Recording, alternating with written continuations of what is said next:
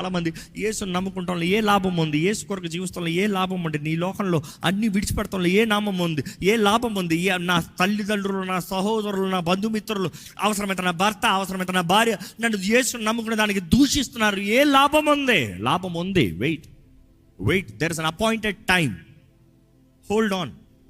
కానీ రక్షణ పొందిన నీవు నేను ఒక్కనే వెళ్ళిపోతానని ఆశపడద్దు. దేవుడు నువ్వు ఒక్కడే పరలోకం రాజ్యాలను రావాలని ఆశపడతలే. నీతో పాటు నీ కుటుంబం అంతా, నీతో పాటు నీ రక్త సంబంధం అంతా, నీతో పాటు నిన్ను ఎక్కడ పెట్టాడో ప్రభు వారందరూ, నీ సంబంధించిన వారు, నీ స్నేహితులు, నీ బంధుమిత్రులు.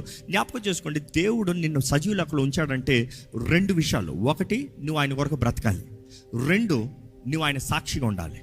నువ్వు ఆయన కొరకు బ్రతకాలనేది నీవు ఆయనతో ప్రేమతో, దేవునితో సంబంధం కలిగిన వ్యక్తిగా, దేవుణ్ణి ప్రేమించే వ్యక్తిగా, నువ్వు దేవుడు కలిసి బ్రతికే బ్రతుకు. This world is a rehearsal. నేను ఎప్పుడు అదే అంటాను, this world is a rehearsal for you.